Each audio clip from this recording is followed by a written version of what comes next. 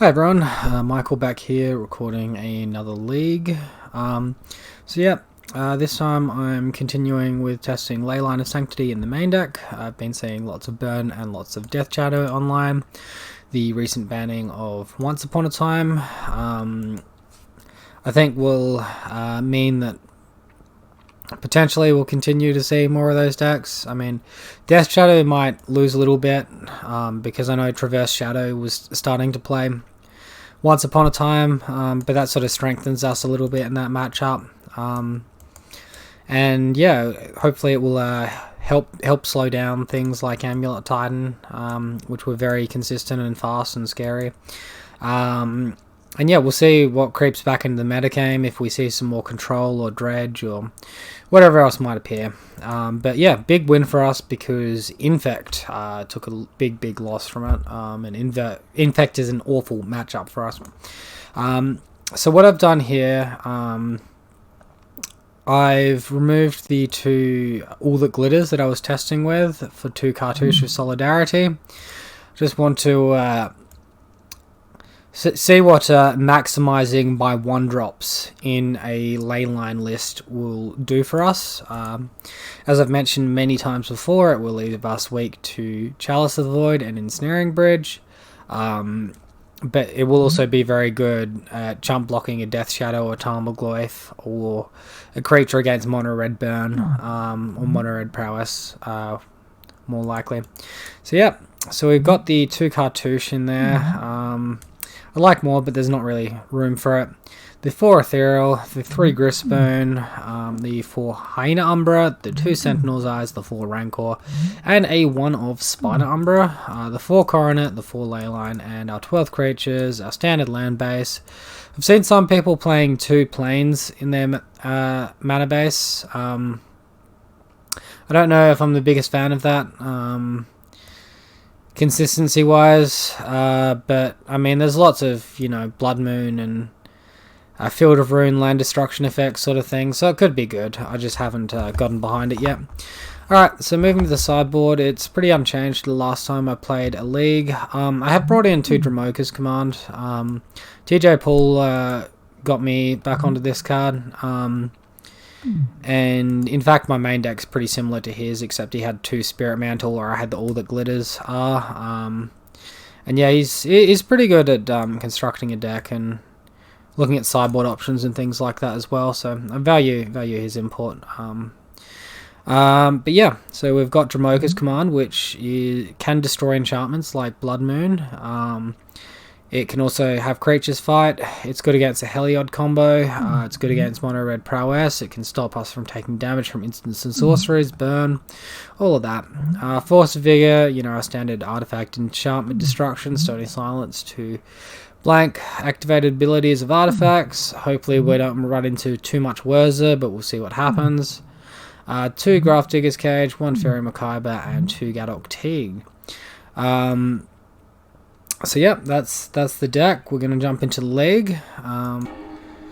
Okay, so here we are for round 1. We've lost the dice roll. Or die roll. No, I don't know how to speak. Alright, we're going to keep this.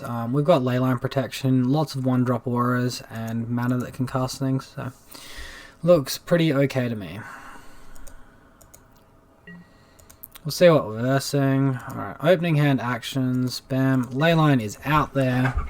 We have got protection. Forest, still Amulet Titan. Okay, Scape Shift. Alright, so we can't really keep our life total above 18 and still be aggressive, so thankfully they won't be shooting us in the face, most likely anyway, pardon me. Unless they're running Cryptic Command or something in the main deck, which I don't think they are.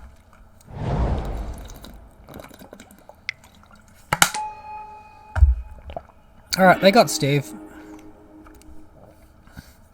I think we have to play the Ethereal Armor here, even though they're going to fog. Actually, they've got 3 cards on the field. We could play Rancor Attack. If they block and take it, they could have like a slow roll prime time, and if we don't hit, yeah. I think I like the assurance of our creature not dying here. Next turn we can drop Rancor, attack for 6, and that's all fine. But yeah, the blowout, if he chooses to actually trade, is way too high. Because we missed a land drop. We didn't miss a land drop, and we like put double Rancor down, got in 4 damage, and then played a core the turn after. And then enchanted the core, like, be way better, but yeah. I think the blowout is way too high.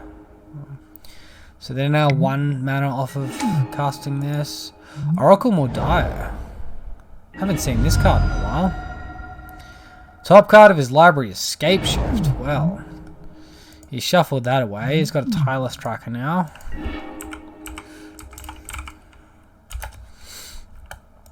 Alright, so we'll play our Rancor. We drew another Ethereal Armor. It's not the best, but if we do draw land next turn, we'll be able to double Ethereal Armor, attack for a lot. We'll attack for lethal, that's for certain.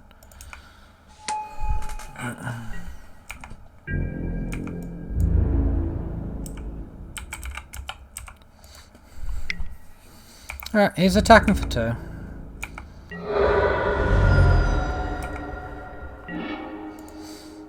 Alright, we'll just continue our Ethereal Armor plan. This will add 5, so we'll attack for 11. And it's pretty unlikely we lose this.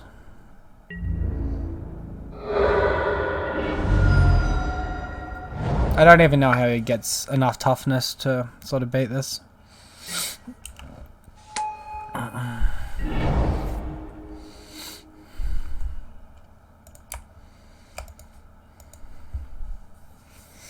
I mean, he could actually, no, sorry, he could get Field of the Dead, but then we just Griftspoon over the top. So yeah, I guess he's going to go for a Field of the Dead route, and then we just kill him.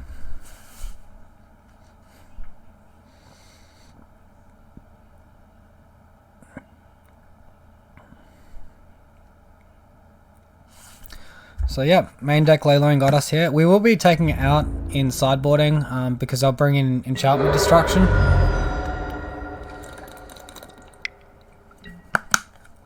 And it's a pretty dead card if it's not in your opening hand.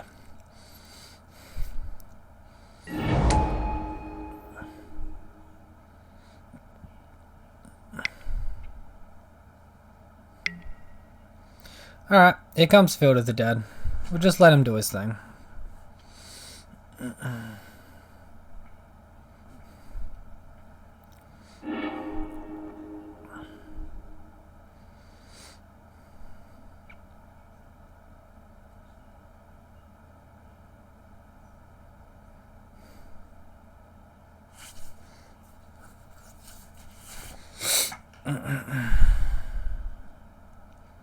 So yeah, as far as one-landers go, this is a pretty good one-lander.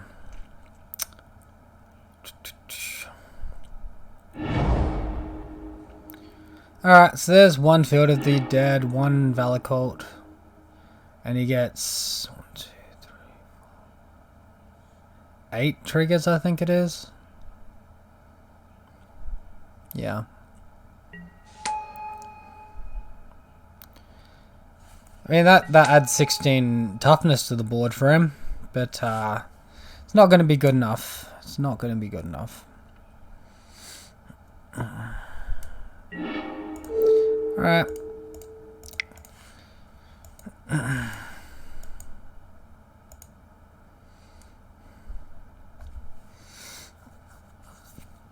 And Griftspoon for the win.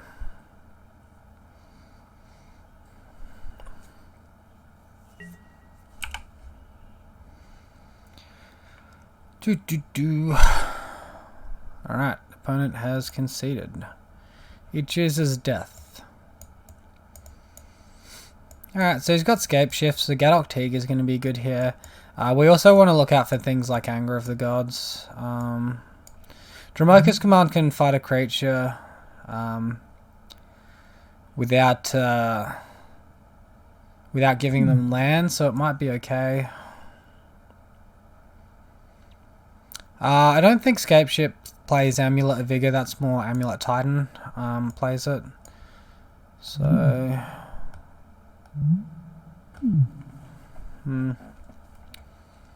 Maybe it's just a couple of paths instead of Dromoka's command. So, because we probably don't want to spend 2 mana to get rid of his mana dork, right? Which he's just going to sack anyway. He'd rather deal with like a Prime Time, I'm sure. Or a Thrag Tusk, which you know they'll be bringing in. Alright, let's do that. So you can expect to see things like sweeper effects like Anger of the Gods, Pyroclasm, Sweltering Suns. And potentially even Lightning Bolt as well. Not that that's a sweeper effect. Yikes. I think we can get a better 5. The hand's just so weak to Lightning Bolt. It's not funny. Alright, so here's a 5. We'll keep it. We'll bottom Core, and we'll bottom Path and hope the rest of our hand gets us there. Yeah, so they'll bring that in. They'll bring in Thrag Tusk for life gain, Reclamation Sage to destroy our enchantments. So they got a lot of interaction with us. Yep. We'll hopefully get their escape shift with a Gadok Teague or something. We'll see. We'll see.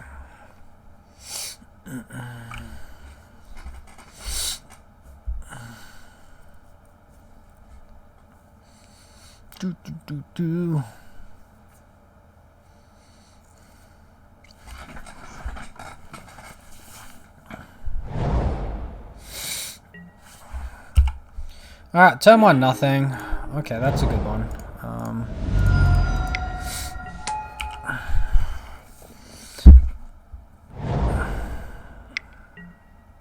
Farsick, you got it.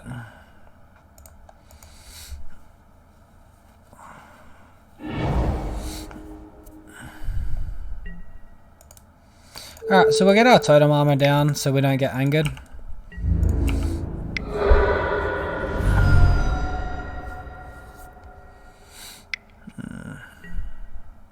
Alright, there's a Dryad. So they can potentially escape shift us next turn. Yikes. Alright, it's good that the Dryad effect doesn't apply to cards in their library. Well, we're in a lot of trouble. If he's got escape shift here, we just lose. If he doesn't have it, I guess attacking's the best line, so let's attack. Because he can just escape shift for like 4 Valakut. And then get 6 lots of Valakut. Oh, sorry. Alright, it's prime time. 6x4, so it'd be 24 Valakut triggers if I've done my math right. But it's just prime time. So this is only 4 Valakut triggers. We're in a bit of trouble though. Yikes. And we're dead. Alright. Alright, let's bring in these paths for Dryad. And maybe we take out Gadok Teague for Dromoka's command so we can get the Dryad more reliably. And we'll keep in 1 Gadok Teague for a core maybe. Yeah. Oh, wait, we've got too many cards in our deck. Shoot. Okay, we're playing 62 cards because I brain farted.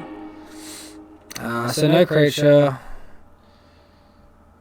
no ethereal armor, no green source. Alright, cool. This is really good. We can keep this and almost certainly win with it.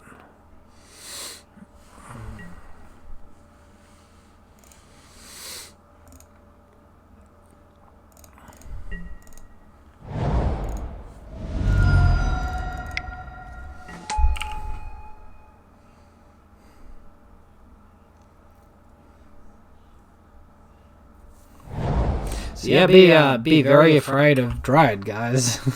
It's a real cut. Hey, we got Path. That's really good. I feel a lot safer now.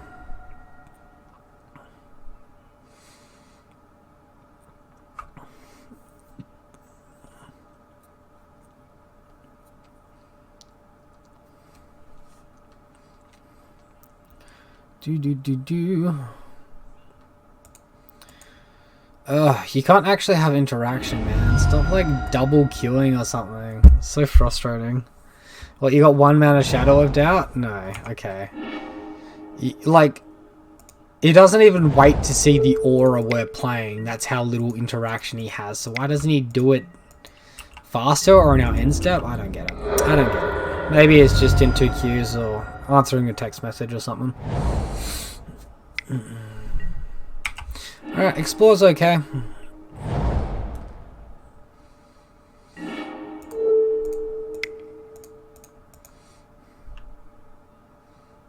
Alright, we'll play our Dryad Arbor down. If they want to shoot it with a Valakut trigger after playing a Dryad, they can, but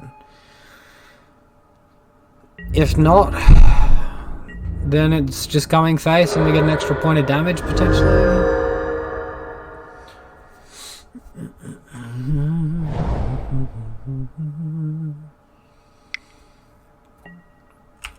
Search for Tomorrow. Okay, our opponent has got a very slow hand. We're 3 damage off killing them, so a Daybreak or an Ethereal Armor. Okay, or a Rancor would be nice. Rancor is very nice here. That still puts us 1 point off killing them.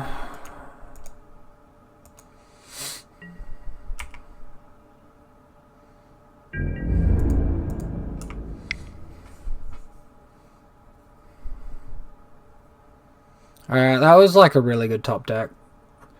I guess if we drew an Ethereal Armor or a High Number or something, we could have pathed the Steve pre-combat. Stop him from fogging the damage, but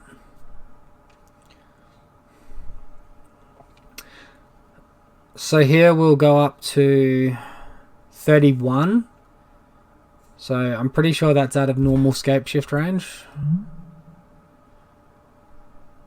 Of 6.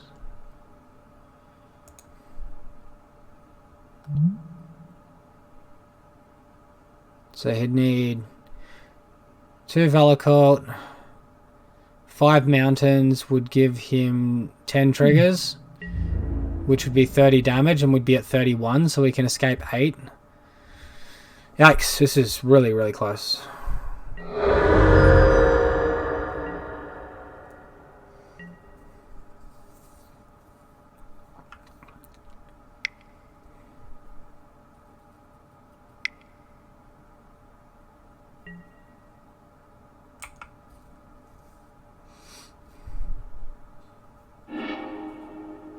Alright, if all they're doing is Primeval Titan, we're absolutely fine. I don't know how they win with that. We literally have enough damage to go wide. So they'd need Field of the Dead. Alright, so they've got a Field of the Dead and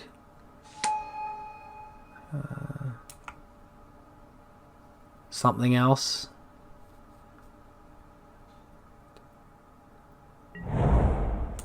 Doesn't say the other land he got, if I'm correct. We can still instant speed path Primeval Titan and trample over for the win.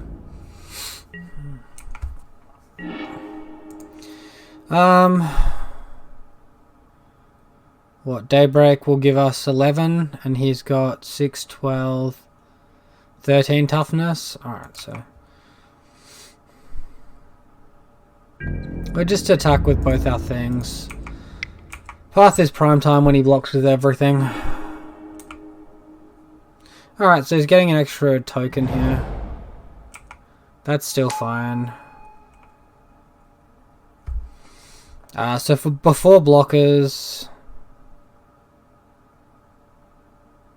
I don't think it matters.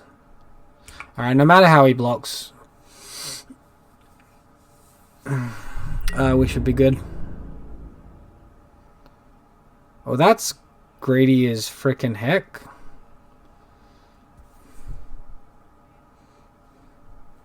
I guess he wants to keep his prime time. Makes sense. So we'll stop on my turn. Might as well have a stop on my opponent's turn as well. So there's that. Before damage, get rid of him. So now when he gets his land, he won't get to block with the token. And we'll trample 2 damage over for the win. Alright, good job. Good job. Got there.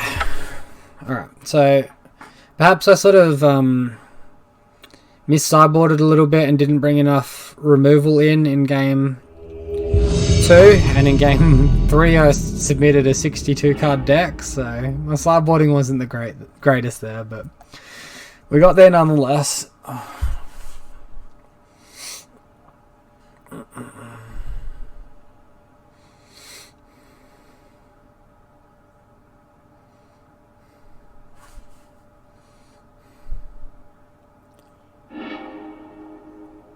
Our opponent's chosen to play first. We got a really good hand here. This could be a white source, but it's alright. It's good enough. The annoyance is we can only play 1 aura a turn, but at least we can cast Core.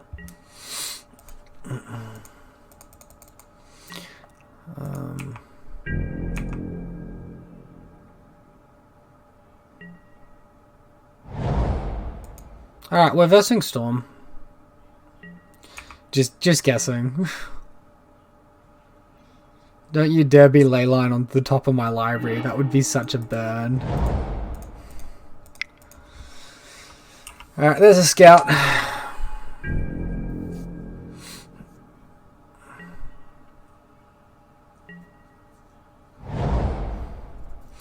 Alright, definitely looks like Storm.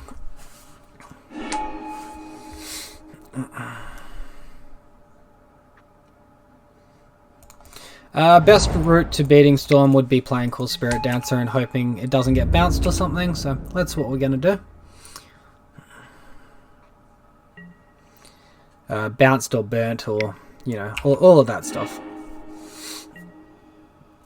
Particularly in game 1, after having a forest too. No aura to cast off forest.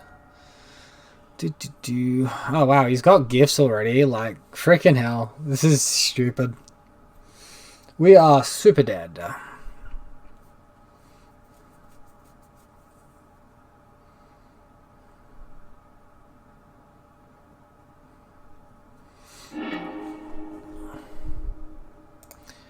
They've already got mana, so we'll give them more mana.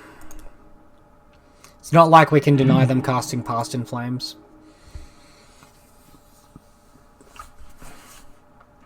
If and when he casts his second Gifts Ungiven, we're just dead. So now he goes freaking 5 rituals plus a Metamorphose. Holy cow.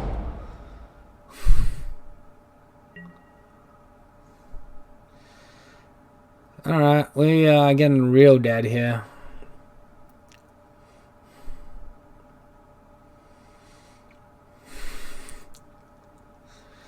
I'm not sure why this deck wasn't getting much play for a while. Look at this, he's getting a turn 3 win. Alright. So put Grape Shot and Past in Flames in the graveyard, but again, we're like just super dead.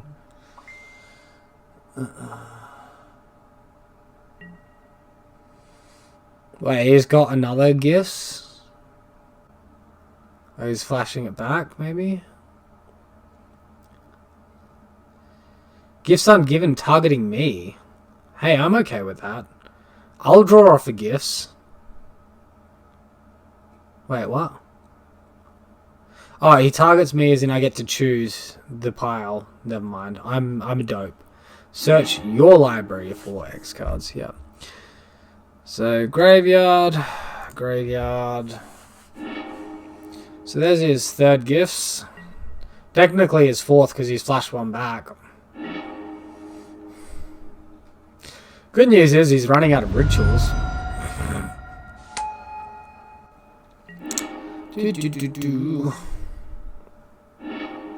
Super dead. Alright, he's gonna cast that. Cast that Grape Shot. Dude, you've had 22. Why, yeah. Okay, I guess he's just doing his thing. Oh, this mana he's got. This is disgusting. Why can't I have that much mana? Alright, you got it. You got it. Cool. 26 spells, so 27 damage. Beautiful. Alright, so Gadoktig will stop them from casting Gifts Ungiven and Past in Flames. We probably want these Grafdigger cages as well. And we definitely want the creature removal here. We don't have enough room for Leyline, plus they're just echoing Truth it back to our hand. Dramoka's command is okay. Yeah. Depends on what we're taking out, I suppose. So we'll take out some Cartouche.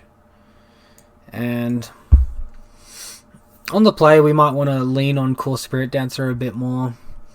There's not a lot to trim on, really. Sentinel's Eyes. And then we leave ourselves with... what's that? 11 plus 5. 16 auras. That's pretty thin. Might trim a Daybreak and a Core. And bring back in 2 Sentinel's Eyes. That'll give us 18 auras, which is a bit nicer. Plus the 3 Daybreaks. Yeah. Alright, let's do that.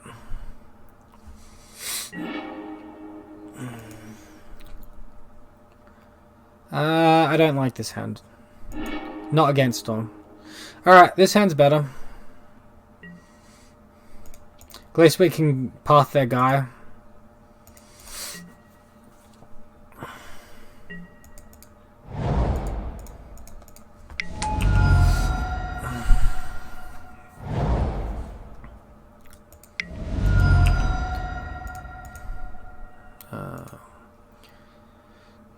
One card top, 1 card bottom. Gotcha, opponent. Alright, he hasn't played his creature yet, so we can just play our damaging spells out. Attack.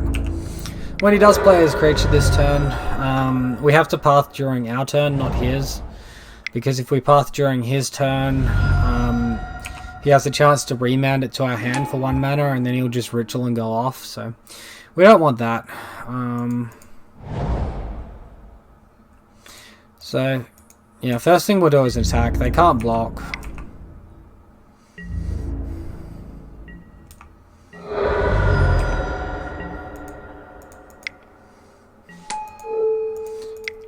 Man, a Deafening Silence would be like really good here.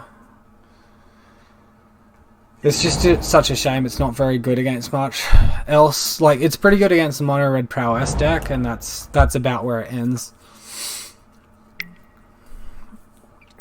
So yeah, if you're versing lots of Storm and lots of Mono Red Prowess, Deafening Silence, I can recommend that. It's good call in that sort of meta. It's not that good against control decks. Yikes, we're drawing all our creatures. Not that good against control decks because they will... if they cast a Snapcaster Mage, then... What's he doing? Ritual. Okay, he's going off now. Yikes. And he's played a Fact or Fiction? Yeah. So we choose that. Pile into the hand and a pile into the graveyard. So we'll add this to the second pile. And those can be the piles, because Gifts of Ungiven is literally that good. Alright, so he's put Gifts Ungiven into his hand from that.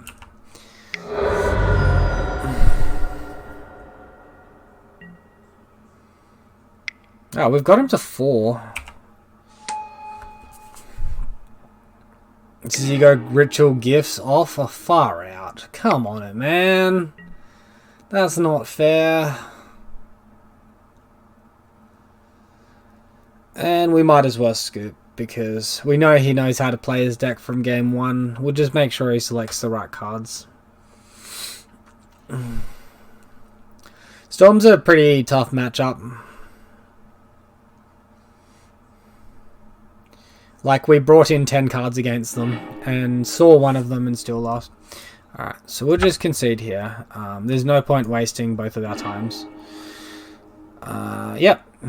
Got our opponent to 4 though, so that was close. If we had like a bit more of an aggressive hand, we might have got him there. Forced to game 3.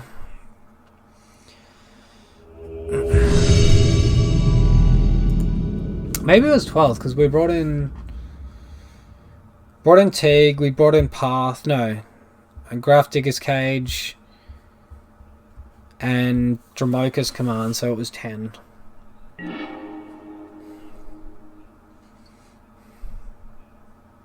But yeah, that's Storm, ladies and gentlemen. That is how quick and powerful and good that deck is. Alright, we'll keep this. We're on the draw. We got Leyline. We got some 1-mana auras, including Ethereal Armor that has synergy with Leyline. So, yeah, we can keep this. Leyline out. And hope to not be versing Storm again.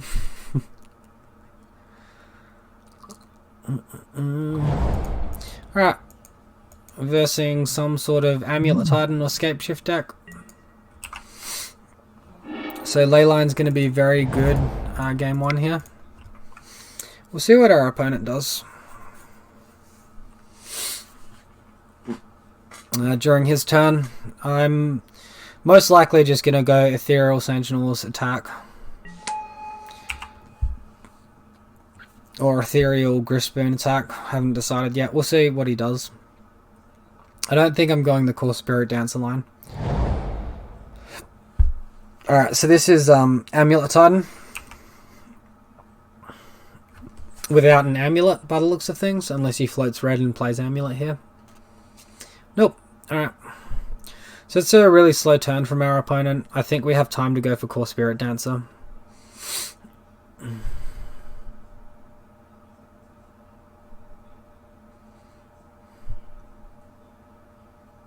And yeah, then we'll just use Core Spirit Dancer to beat him up, hopefully.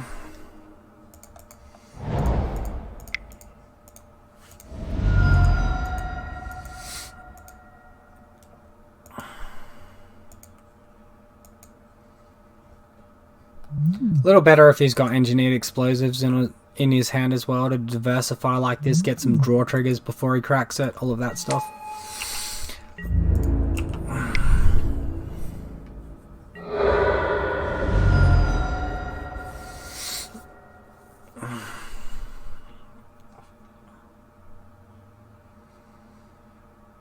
Loving Grispoon at the moment, by the way. That card's super good. It probably loses a lot of value if you verse spirits all the time, but against things that don't have flying creatures, you're at like a massive advantage just having that evasiveness for 1 mana.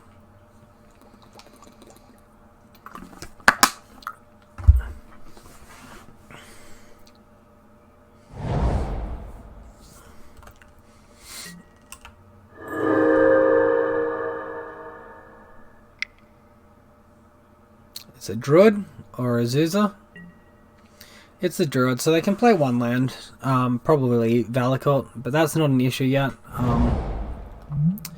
So he needs to get another 2 lands before he starts burning stuff, and obviously he was never going to be able to do that with the start that he had. And yep, so we can safely go for Core Spirit Dancer. Which was something I factored in last turn before playing the Core Spirit Dancer. When I said he had a slow turn by just bouncing Valakut when he played Simic Growth Chamber. So, yeah. Alright, we drew a land, which is really, really good. So we'll start. We'll play our Ethereal Armor, most powerful aura. Yeah.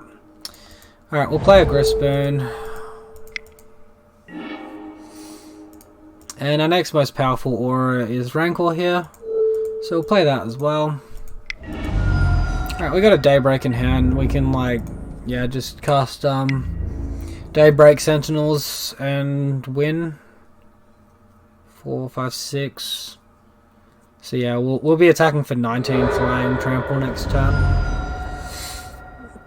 He pretty much just needs to get Engineered Explosives out on 1 and pop it to not just auto lose this game, but even then we've kept a hand that we can just attack through and win.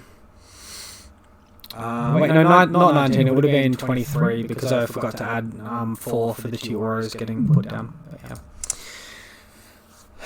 Nonetheless, we get there. We get there. It's just waiting for our opponent to do his thing so we can then get there. So there's the blast zone. And he's played a second land and he can pay 3 tap hop. Alright, so he might do this during our combat phase, which will be a bit annoying.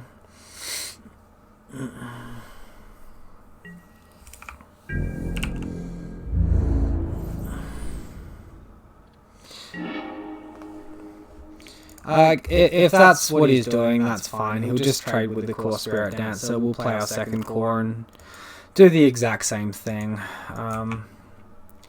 So yeah. So we need a second blast zone or engineered explosives. Unfortunately, we didn't get totem armor, which kind of sucks, but pop.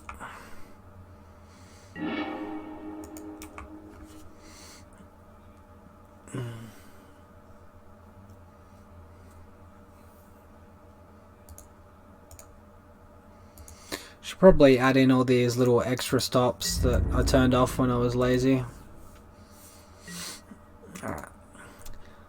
So there was no way around that. He would have done it in our end step instead if we didn't go for the attack, so might as well just let it happen, get on with the game.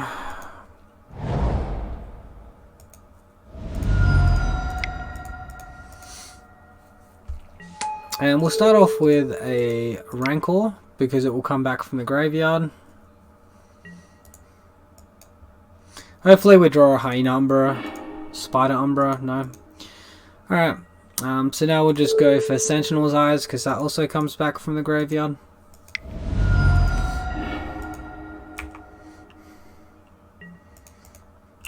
Alright, and keeping the Rancor in hand for next turn, we've got a green mana source we can utilize for it. So pressure's right back on our opponent here to do something very relevant.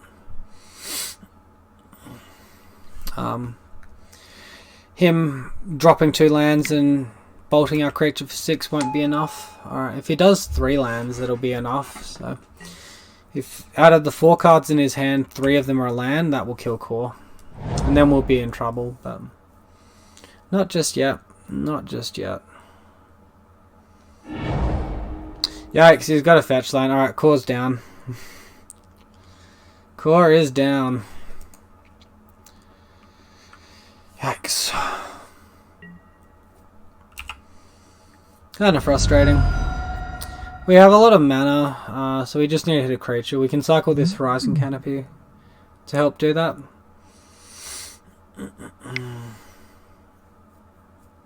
Super annoying not hitting totem armor, but I guess that's the risk when you go to 5 of them, 5 sources. Because we see in 2 Griffspoon and 1 Sentinel's Eyes, and any of those could have been that second Spider Umbra.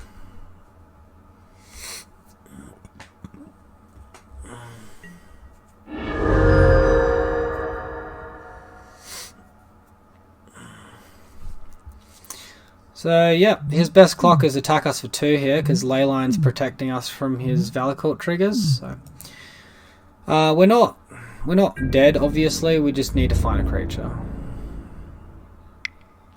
And no matter how I cast my auras, I couldn't add more toughness than 7, because Sentinel's Eyes was the only toughness giving aura in hand.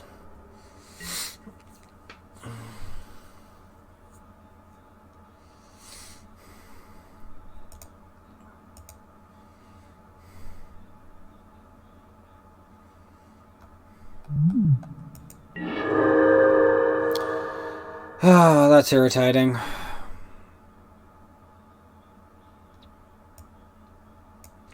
They're just going to bolt the Dryad Arbor with the Steve, so there's no point casting that here. We'll look for an actual creature. Alright, we don't get it. Let's just shift the turn back to our opponent. We've still got a fair bit of time.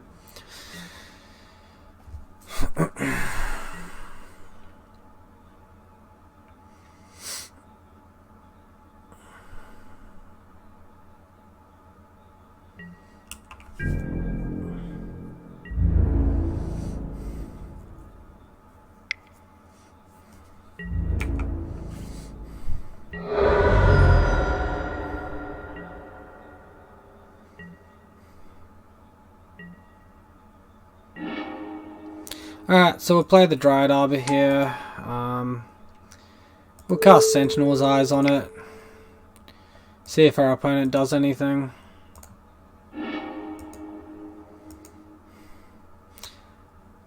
And there's no point throwing Rancors away here. We could Windswept Heath and fetch for a Temple Garden. Alright, so he's just using Ghost Quarter. So I guess we thin our deck anyway. He's not used the Steve. Sentinel's Eyes goes back to the graveyard. And that's the turn over. Yeah. If he used Steve, then he'd be attacking for 1 less damage this turn, but he didn't. So.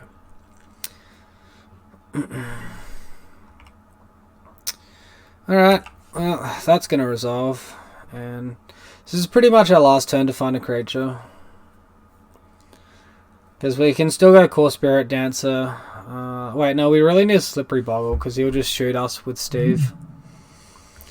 So, Slippery Boggle, Glade Cover Scout, and then we can go Land, Aura, Daybreak. And yeah, then he's got... We might have to be careful with how much damage we take from the Temple Garden. Because he could Steve at instant speed and destroy the blocker. The creature we're blocking. That's if we do get a Slippery Boggle. He's probably chooses not to use Primetime's ability. That's a bit weird. He could go Field of the Dead. Maybe he's not running it.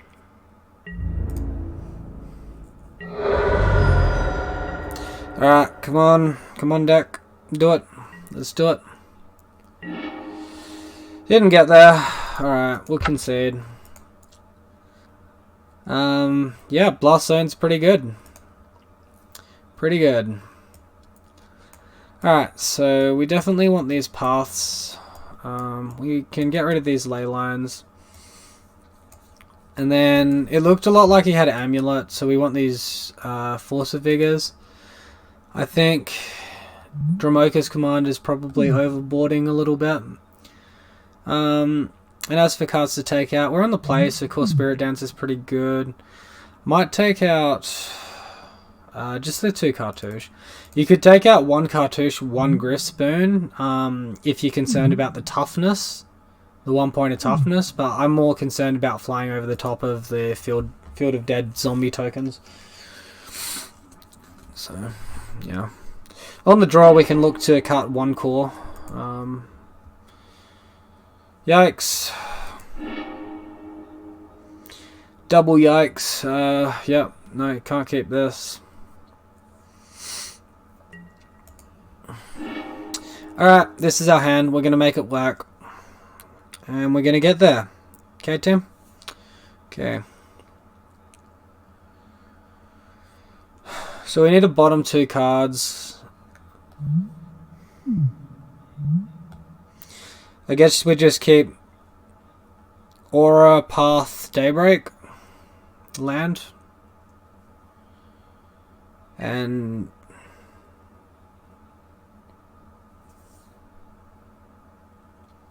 so he mulled to 6 and kept, so we'll get rid of Griff Spoon.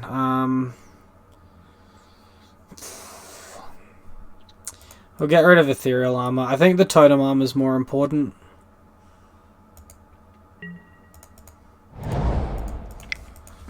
I honestly do think the Totem Armor is more important. So, the first 2 turns we need a Ripple Land. Or, sorry, turn 2, turn 3. The first 2 draws. Alright.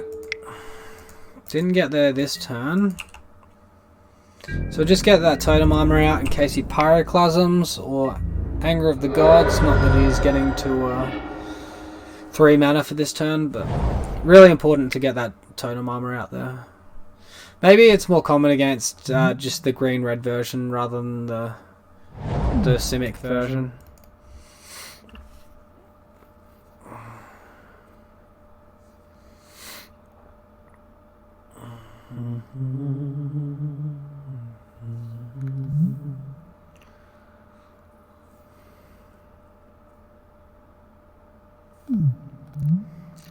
Let me know if you would have kept the ethereal armor instead of the path.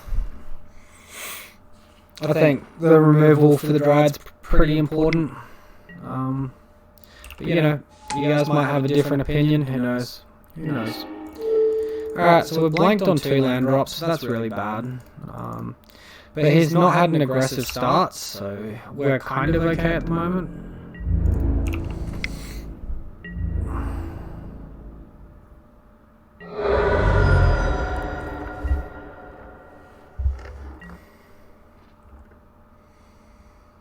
Okay, he's kept Steve. I guess he's got something to play, and then he can get 1 point of damage in before he sacks it for his stuff.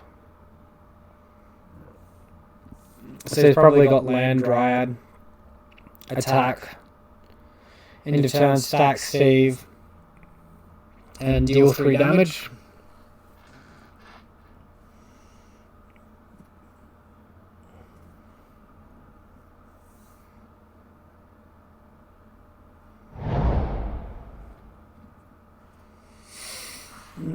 Definitely not a fan of this card. It makes Amulet Titan way too good. Having, on top of all their ramp, getting to cast Prime Time for 5 mana. Like, the bounce lands, at least they have to have like an amulet in play for them to come in untapped. Like, this is just stupid. Controls 1 forest, comes in untapped. Alright. Yeah. Nah, just getting it like every time you get castle, just getting the 5 mana prime time is just way too good. Way too good.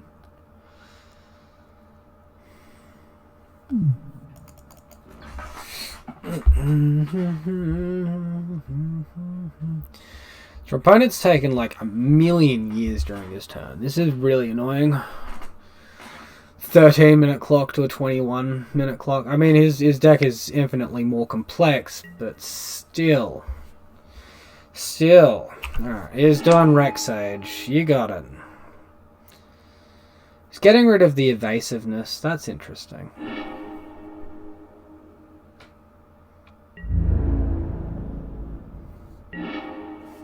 Alright, we get there. We're just damning.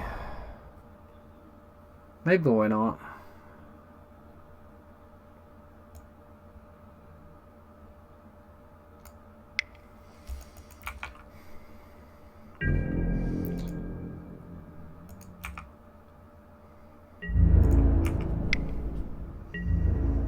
He's probably going to block with Steve, and then... No? Okay. Interesting. So I smell a prime time here, and then Steve is going to fetch to deal 3 damage after attacking. Okay, if he's playing this, he can't actually activate Castle. So... Alright, there's the Dryad.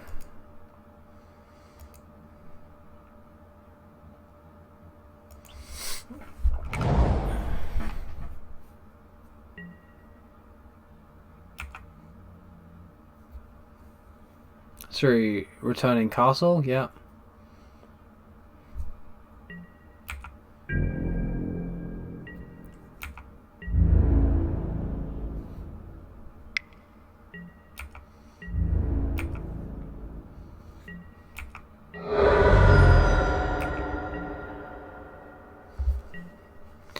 Alright, so here we want to path the Dryad.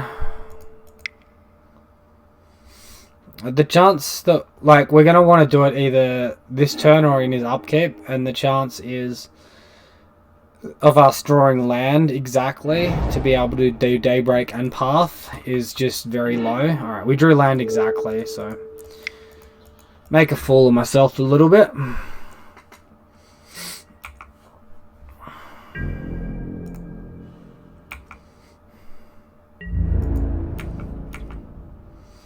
He's probably going to fog the damage now, I would, but he's been super patient with it. Alright.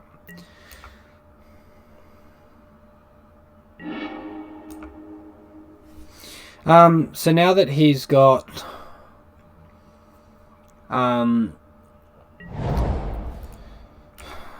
Prime time. We're looking for more auras. I don't think playing the Glade Cover Scout's the smartest, because if he blast zones or engineered explosives, we get set pretty far behind. Or like we get set unwinnably far behind. Where at the moment we still have a chance to win. Very interesting seeing that deck play Opt. That's quite bizarre. Is he just replacing Once Upon a Time with Opt? I guess that could make sense. I'd prefer Sleight of Hand, but I guess that's sorcery.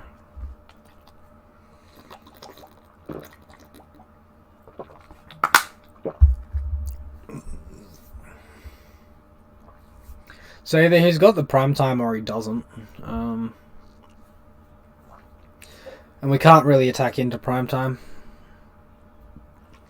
And he does have a castle in hand. 1, 2, 3, 4, 5, 6, 7, 8 mana. Well, I'm guessing if he had Druid plus Scapeshift, he would have played that.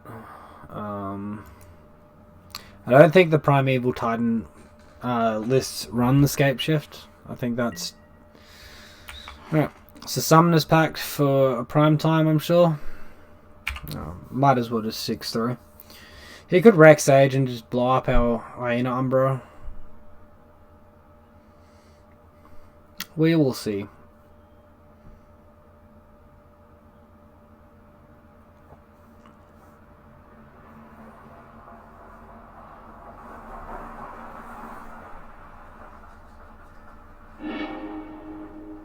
Alright, he's got the Dryad. Maybe he's just taking like the extra turn. No Valakut. Second Summoner's Pact for Prime Time. Alright, now this is making more sense. Holy crap. I need like an Ethereal Armor or something fast. Or a land would be really good to cast Gristburn. As long as it's not one of our 3 Razorverge Thickets or 1 Dryad Arbor. So we're drawing to 13 lands. So this is just going to be Valakut shoot us for 12. Yikes. That's so much.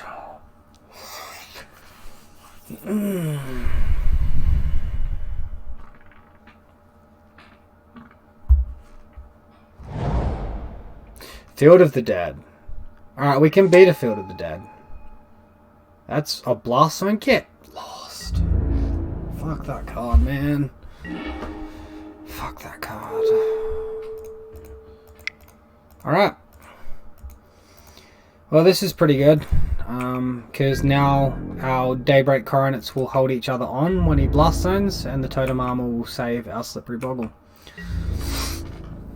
So that was actually a really good draw.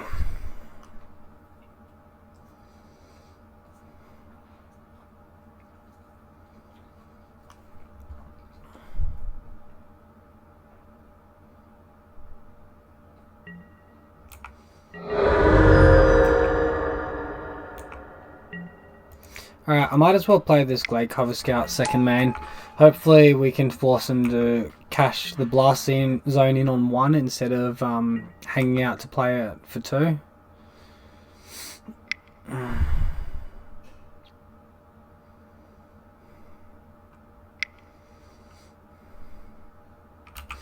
We'll just skip through and let him do his thing.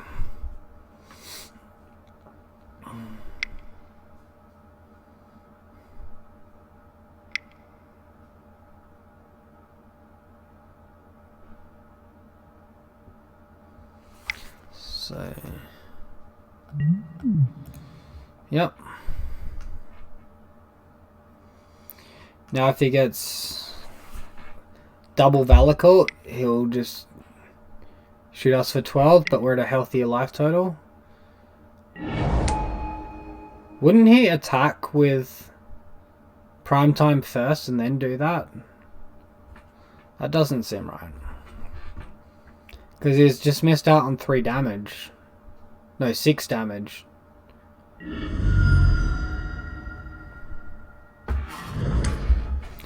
Okay, he's just missed out on more damage again. I guess he's going to try and go really hard on Field of Ruin tokens. And he's forgotten that Griffspoon can come back from our graveyard. Wow, he's too scared to attack. Alright, so we just get the win here because he's not realised what our cards do. Alright, good game. Whew. Yikes.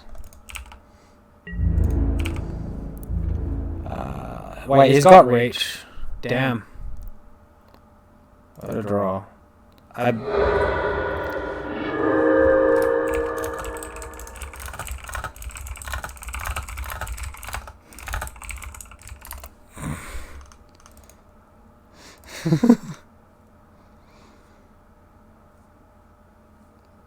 What a draw.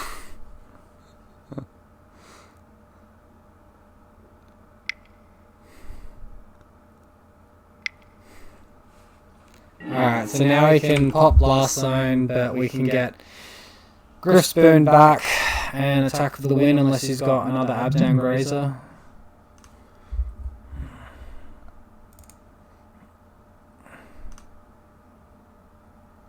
I think our opponent thought Griffspoon was off the top of our library instead of being from our graveyard. I think he got a little bit confused.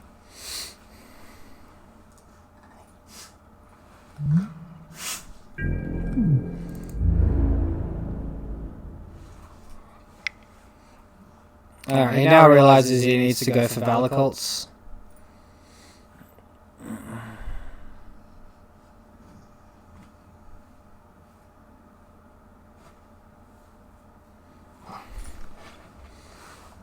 At least I hope that's what he realizes. It'd be a bit embarrassing if he didn't. But yeah, he's unless he's got like an engineered explosives in hand, he's super dead. Or a Blast Zone, but yeah, like.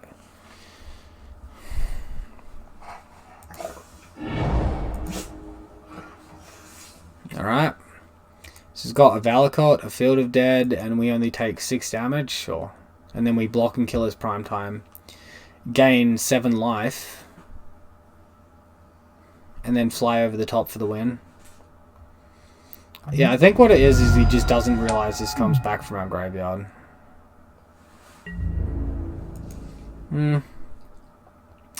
There's really no reason to block here. He could be holding a Nature's Claim. And then we just lose. We've got a High Knife Fluff Turtle that we don't need to.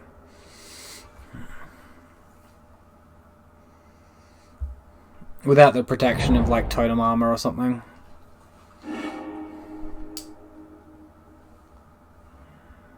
Alright, he's just played a Cavern. So that hits his hand empty. And now we Griffspoon. And I wonder if he thinks we draw it from the top of our library again. We'll see.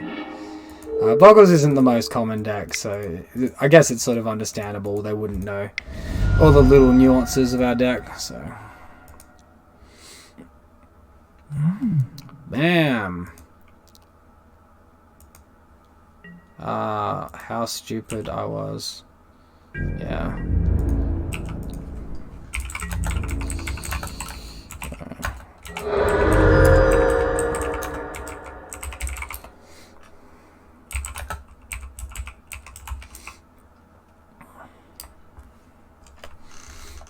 Alright. Cool. So we got there against... Alright, no, wait. Yeah. Alright, so we got a game 3 now. Okay, so I said I'd probably remove a core, add a cartouche in, and...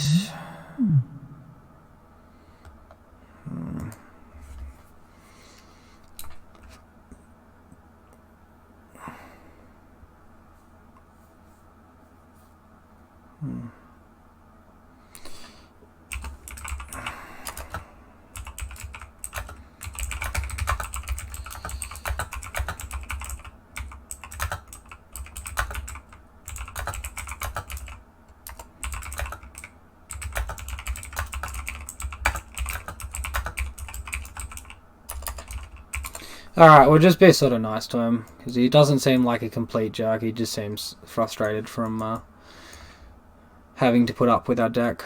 Okay, so I think this is good enough. I'd like to say I want Dramoka's command.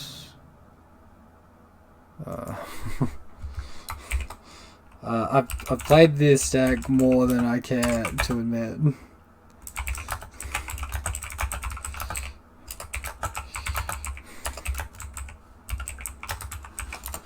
Alright, we'll give him one of them. Alright, so we might bring in that for a core. I don't know. I don't like it, but I just want an extra removal spell. We'll see if it helps us or hinders us. Alright, so yeah, we can keep this. Go Dryad Arbor. It's like sort of just good enough. That's an annoying one. Opponent's only got 4 minutes left on his clock, so he's probably going to time himself. Unless he's got like a super aggressive hand or something.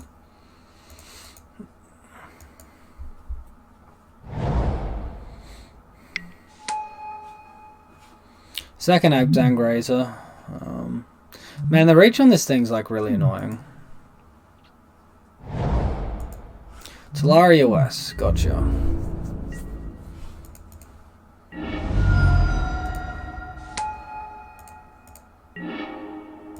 Alright, well that was a good rep.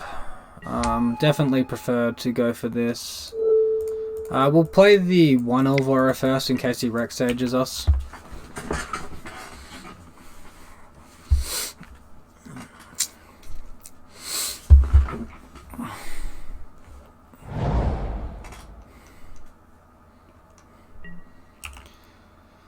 Wonder if he's going for Talaria West Transmute. No, okay.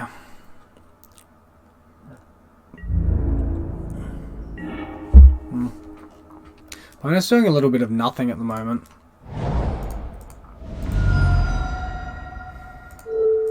So probably what we'll do is we'll just diversify and attack with both things.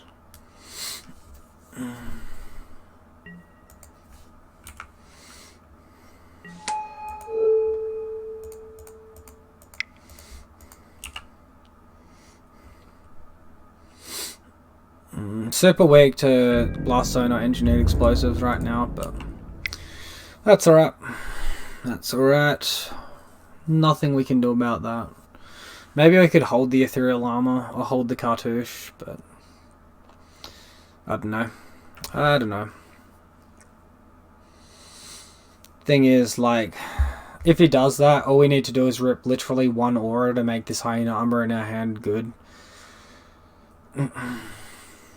And this is like so good if he doesn't have that line, because now he's not able to just jump block the one creature twice. It's in the Think Tank, which isn't good for his timer.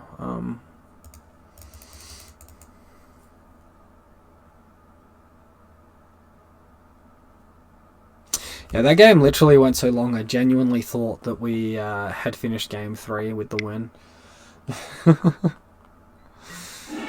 Beast Within. Yikes. So that's a good clean 2-for-1 kind of. We get a beast token, but we're not happy about having the beast token.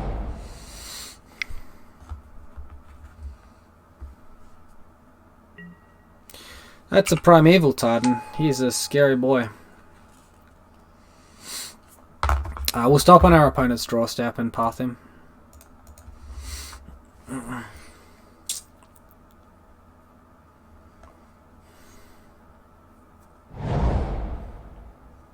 Field of the Dead and Blast Zone. So yeah, we hold off on this Blast Zone for now. Although, yikes. Alright.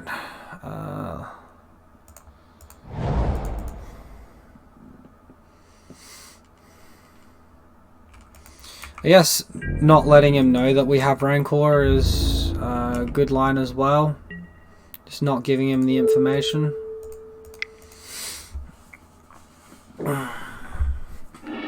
So our Scout, our Warrior, and our Beast are all surviving no matter what. And then Yeah. We have 2 auras in our hand we can play. Okay, so this is kind of smart. He's holding off on casting the Blast Zone. We're going to just cycle this Horizon Canopy, see if we can find some action. That's not bad. Oh, it's not good, actually. Never mind. Alright, so let's go. Beast Token can get a Rancor, because it's free.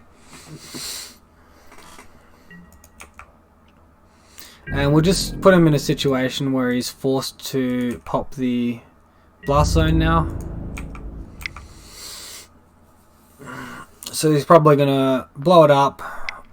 Block, kill our Glade Cover Scout.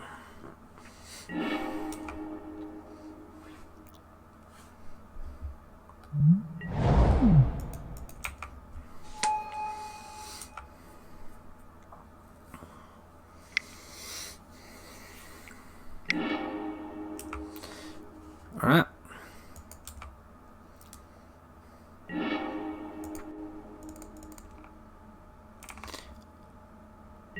He's lost both his Abzon Grazers. That's actually really good for us. I forgot that would happen. Alright, cool. So, Scout is down.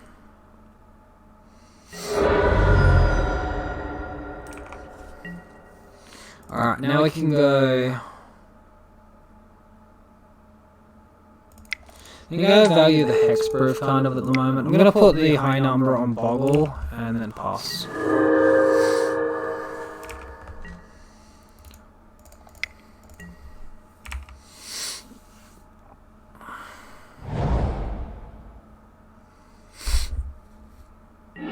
There's an argument to just holding Hyena Armor in your hand, because if he Rex Sages this turn, it's kind of bad us playing it out.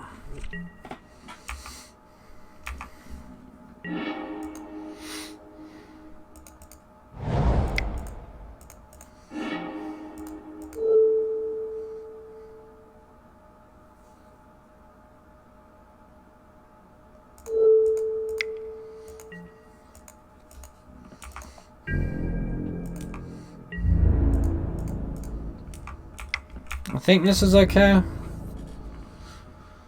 If he like double blocks the Boggle, then we lose Boggle. So maybe we misplayed that Hyena Umbra a little bit last turn, and he's taking the damage from the Beast Token. Wow, okay. He's only got 28 seconds left. I don't think he can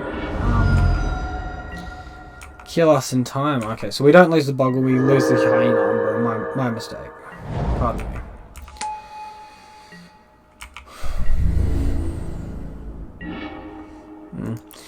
I'm not sure how our opponent expects to win if they're never attacking. This isn't an advantageous attack for us anymore. Maybe last turn wasn't either, but we're not under pressure here, our opponent is.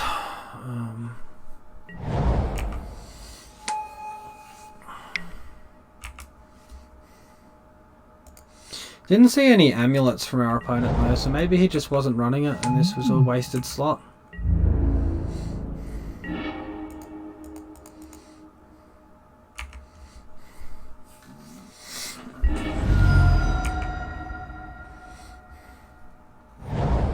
Yeah, our opponent's like super dead now.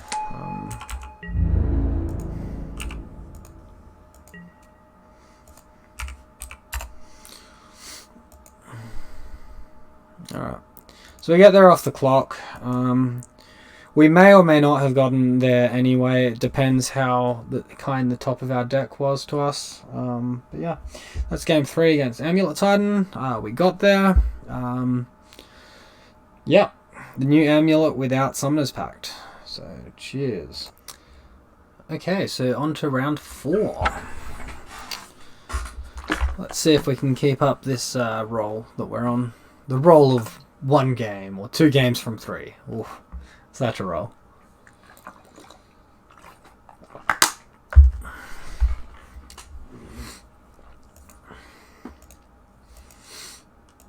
I'm doing up a bit of a list at the moment. So So my plan is to just do a complete Bogles primer of all of the main deck cards, the land choices, the creature choices, the aura choices, and like basically say why some of them are good, why some of them are not so good, or not so good in a certain situation, and then yeah, touch on some fringe cards, some sideboard cards, and just give a large overview of like a real primer for the deck in a video form. So, alright, Birds of Paradise, could be Ponza, could be Heliod combo. So I might just assume that it's, I guess against either, Core Spirit Dance is the best line here. Attack for 1.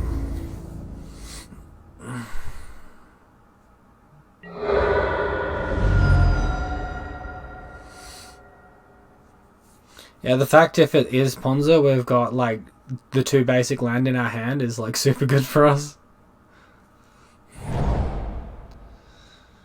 We'll see if they Blood Moon or if they play a creature like a Magus of the Moon or something else. We'll see. He's such basics. I don't like the look of that.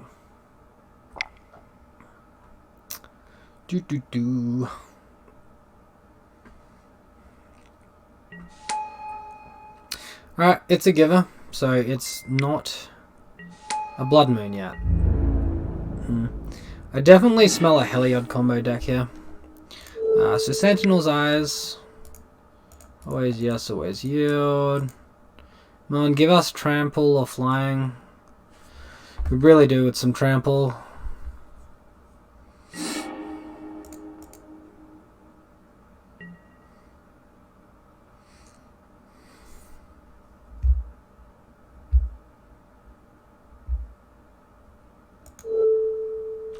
Alright, we might have to diversify across onto our Boggle because he's got a Giver of Runes.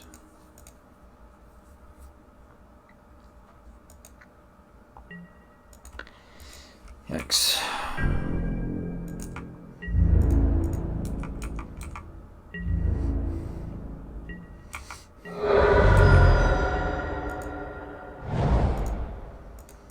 This definitely smells like a Heliod combo deck.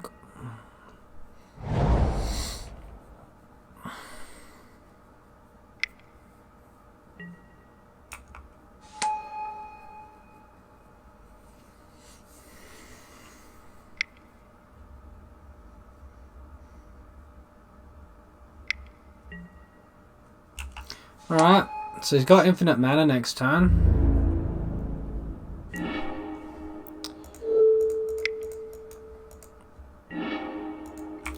And yeah, we've just blanked on all our draws, so that's not very good for us.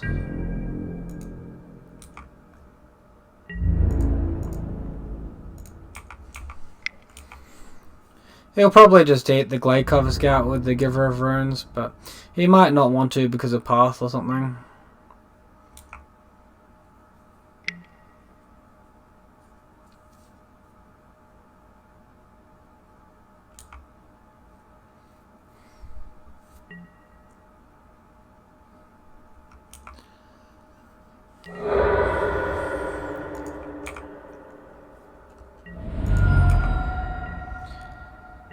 So we could have got 2 draws off our Core Spirit Dancer, or like played the second Spirit Dancer, played the Daybreak Coroner, got 2 draws. I think we really just needed to hit Rancor Ethereal Armor and then just trample over the top. But we didn't, so I think we just lose now. We'll see. It's just going to tap Devoted Druid for 1,000,000 mana. If he's got like a Chord of Calling, well, we're dead. If it's a collected company, we could be not dead. We'll just hover this concede button just in case. Heliod. Captain Ranger of Eos. Okay, so we're not dead. Then he gets Walking Blisters, so we are dead. Alright, so cool, we're dead. Alright, gotcha. Deck is wasting my time. So we'll take these Dromokas commands, we'll take these paths. And they're going to have Court of Calling if they had Collected Company, so Cage could be good too.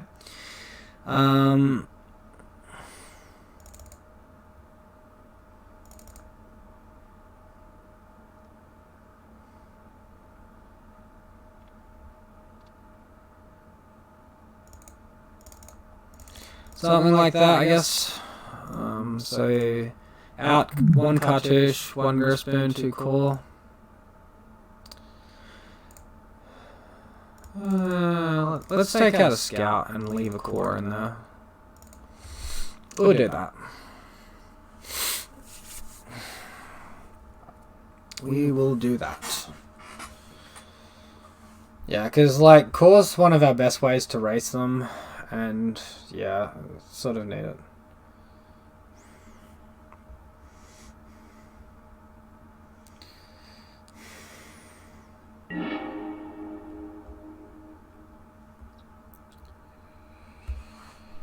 Alright, so yes, we will start.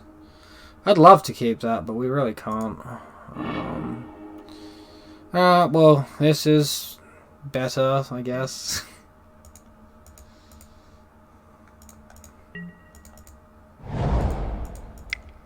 At least it's aggressive. Maybe we draw some removal.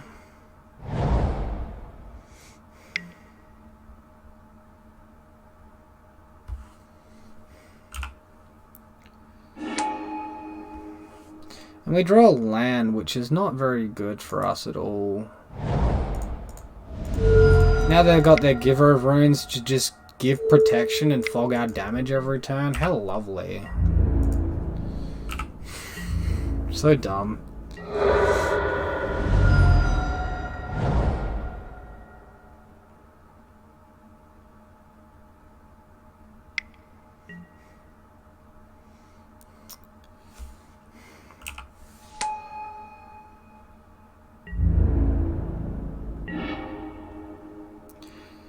Oh, goodness.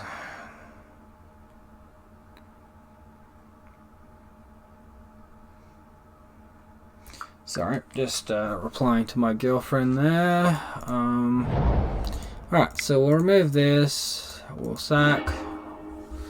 Look for a card. Alright, Path to Exile is good.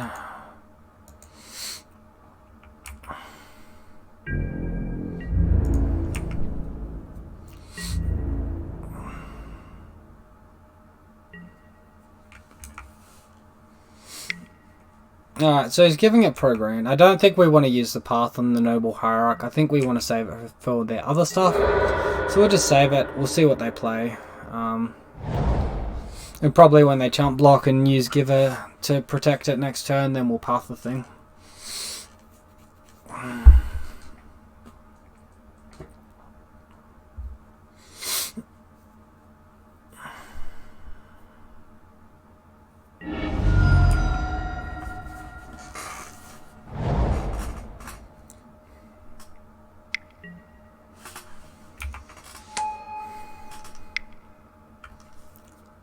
Chord? Night of Autumn. Well, that's just irritating. Goodbye, Ethereal Armor. Man, I'd really like a, Alright, second Path is good.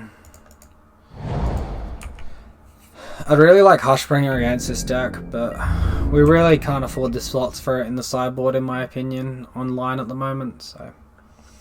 Here we are. Here we are. Not with like how unfair Urza is and how likely people are going to be to play jump from Amulet Titan onto Urza because Once Upon a Time was banned. Like, it's just we need something for Urza. We really do.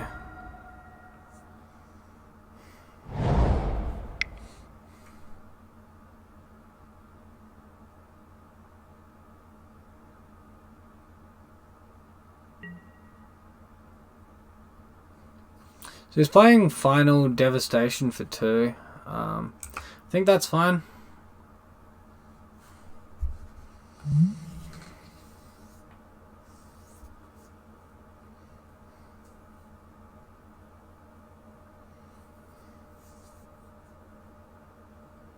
Man, that is scary.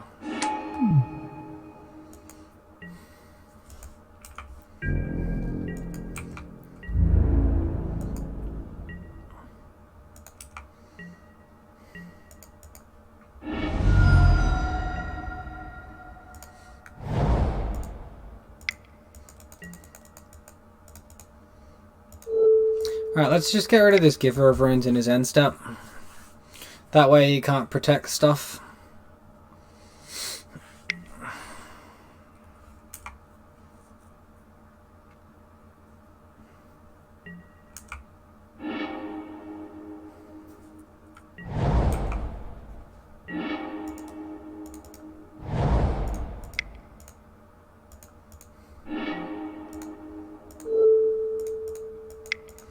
Alright, now we've got an attack.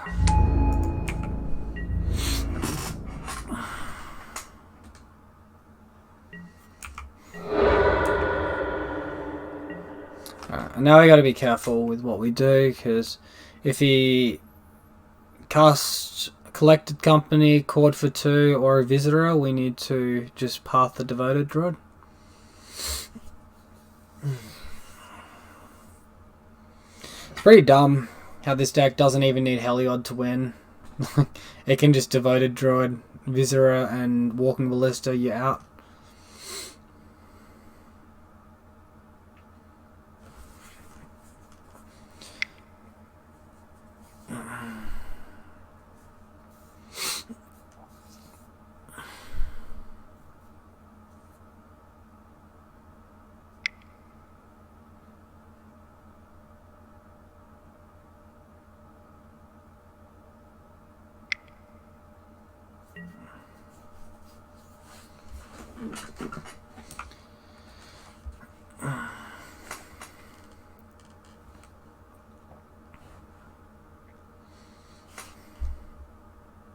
See what he's getting. Eternal Witness. What, for Night of Autumn? That's pretty irritating.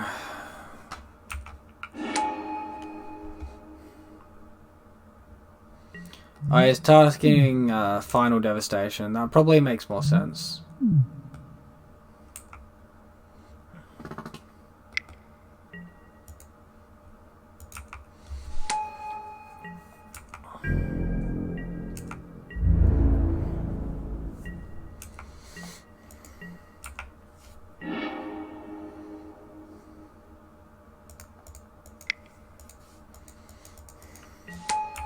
I really shouldn't have played that pre-combat, but I don't think it matters.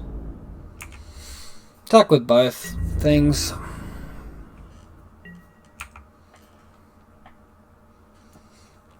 Man, his deck does like nothing when you remove the relevant creatures. Yeah, that's okay. Because we can just replay it on our Slippery Boggle, and we don't really lose too much there.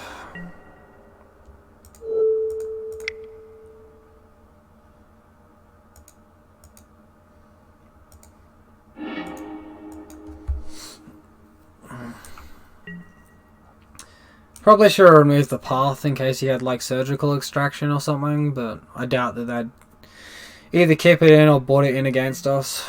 Seems pretty much like it wouldn't happen. So he's got Viscera.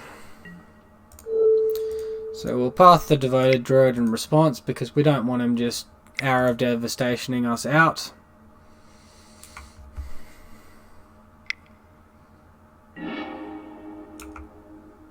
Alright, so he's chosen to get 2 mana, floating,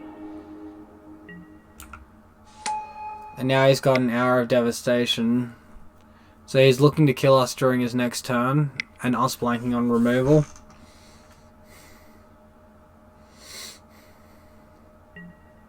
A Final Devastation, sorry, not Hour of Devastation. For 3, I assume he's still getting Devoted Druid. And then he's got infinite mana, but he needs to rip something relevant to kill us, and we just rip lands, so that's freaking amazing. Holy cow. This has been a tough game. We kept a 3-lander, we've cycled 2 Horizon Canopies, and we've fetched. And then,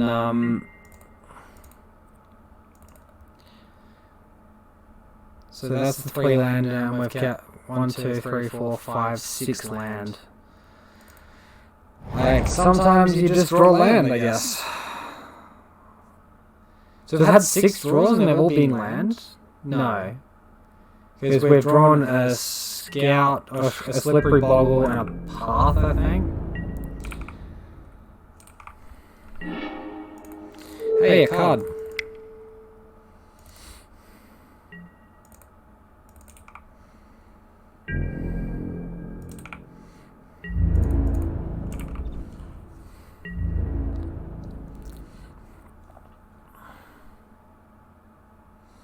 Yeah, if you let that Vizier resolve before pathing the first devoted druid, then he gets to infinite mana, and then cast Final Devastation for infinite mana, and then all his creatures get plus X and haste. Where, yeah.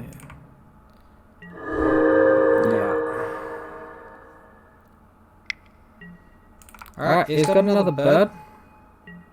That's fine. Just lots of mana docks. His deck doesn't do anything when he's got lots of mana docks.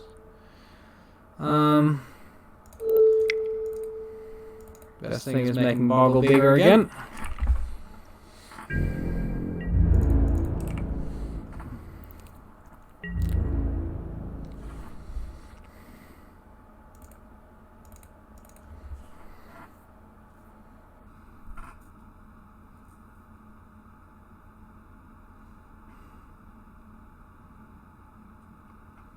So if he blanks on cards this turn, we should have him pretty much dead. He's on 1.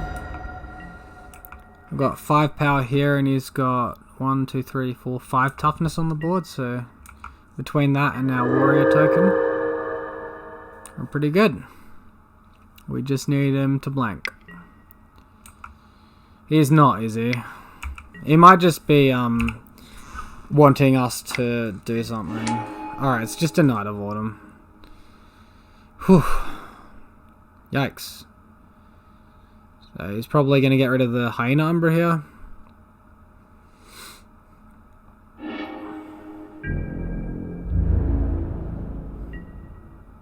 Come on, Aura. That's not an Aura, but that is really, really good. Alright.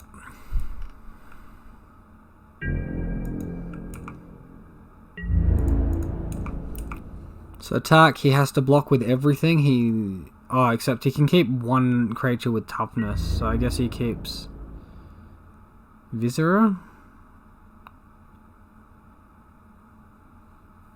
Or keeps a Devoted Druid there. Yeah.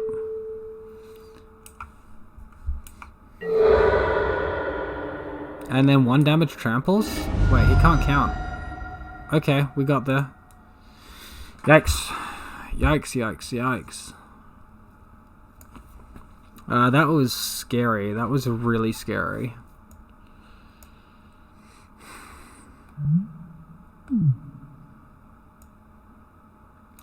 If we bring in, we did bring in Grafdigger's Cage. Bring in Fairy Macabre. We'll stop his Eternal Witness, but I think that's too narrow. Grafdigger's Cage won't stop his Eternal Witness.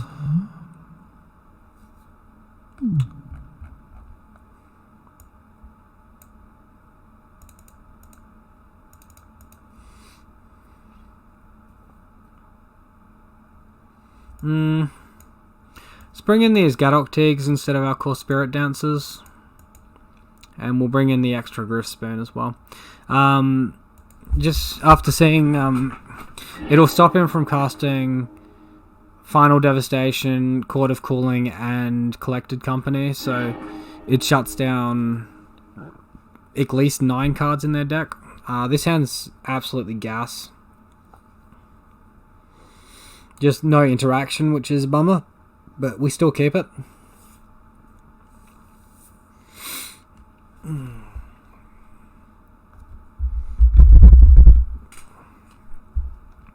Yeah, so we got a pretty significant board that we can bring in for this matchup. So we're taking out 9 cards here. Wow. Wow. Our opponent's mulliganed. Alright, so we'll keep our 7. Hopefully we can draw into a removal spell, especially because we've boarded in 6 of them. If not, hopefully a Gadok Teague will help us get there. Or a, go away, you stupid caterpillar. I don't like you.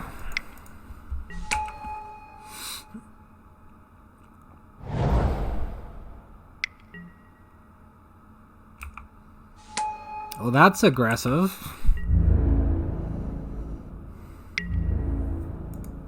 Come on, removal. That is not removal.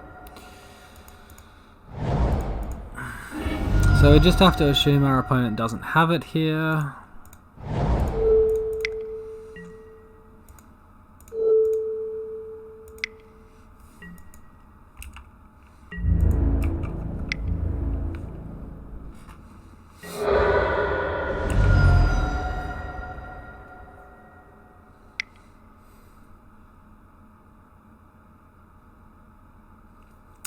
And even if he does have the Viscera, it doesn't necessarily mean he has something to do with the mana, so you don't just scoop at Viscera, you need to see something else first.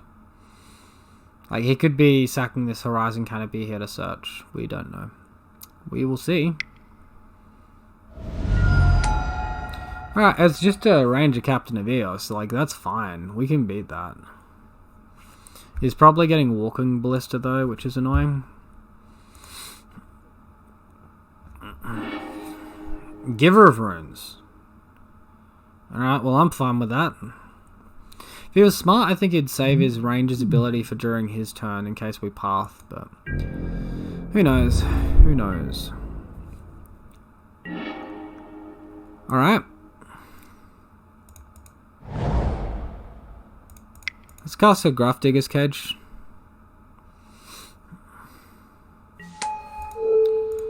Ethereal Armor attack.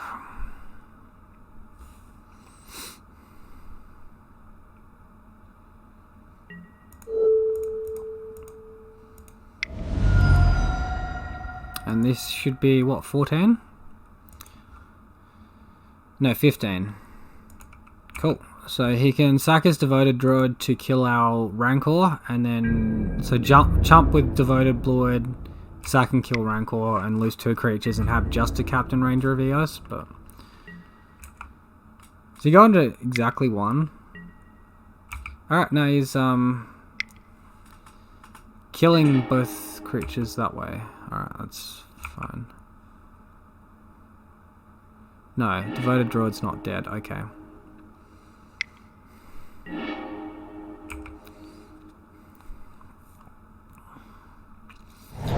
So yeah, this cage is pretty good. Shuts off a lot of what he uses to finish and search for his combo. Now he's just got these Giver of Runes, which we don't really care about. So we'll probably activate Captain Ranger of Eos this turn, would be my guess. Otherwise he's just dead.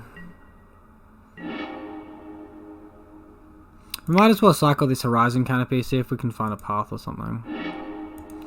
Alright. Well, we did find a path in our draw step instead.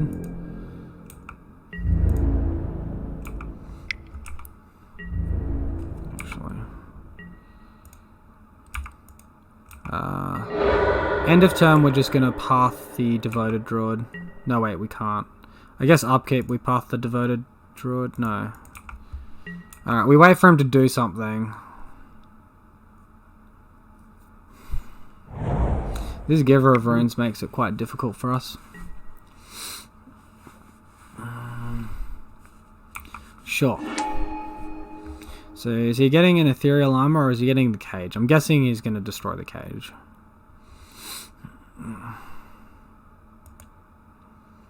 If he destroys the cage, we can then Rancor, Hyena Umbra and attack for the win. That would be good.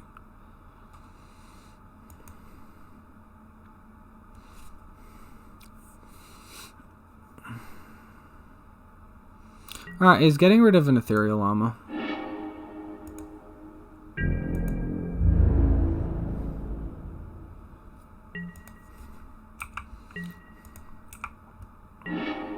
Alright, land is a really good draw. So now we Rancor.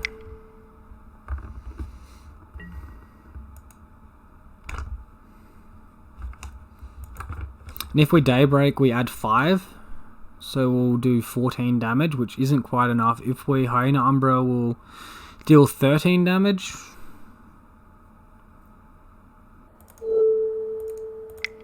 I guess we do that. Hold path up. Seems slightly safer. Seems near the line wins it for us. Because he's just going to chump with Knight of Autumn, then give Knight of Autumn protection. If he's smart, he won't give Knight of Autumn protection. He'll just let it die. But I think he'll be greedy.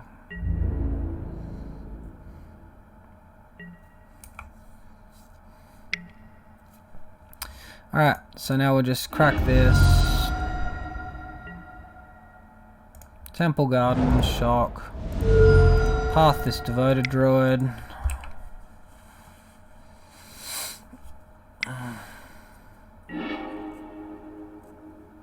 And he sacks in response, so he doesn't get the hard mana. Why is he doing that? Doesn't he like Path to Exile mana?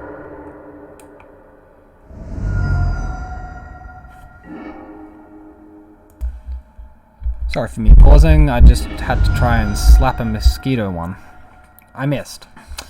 It was right on this big fat microphone of mine. It's a spear. Not the easiest thing to slap with. Alright, we got there. Yeah, cool, excellent. I don't think we're favoured in that matchup, but our opponent just seemed to have a lot of little 1-drops and nothing important outside of that, and just 1 or 2 removal spells gets us there. The cage was also pretty important for all of his tutor effects, but yeah, good effort. I didn't really expect to be winning that matchup, but the sideboard got us there, so that was good.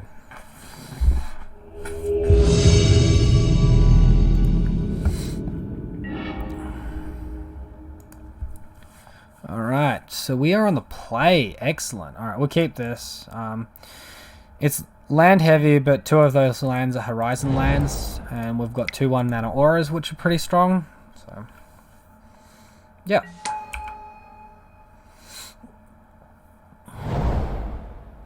Alright. Burn. Okay. So it's burn, not mono red prowess. And Hyena Umbra is on top of the library, so we'll just take this.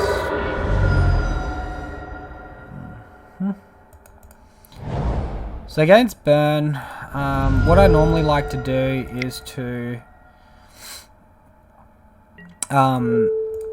hold up a blocker unless I've got Daybreak Coronet in hand, but I think because I've got this warrior token, I can get 1 attack in at least, and that's only bad against land Searing Blaze.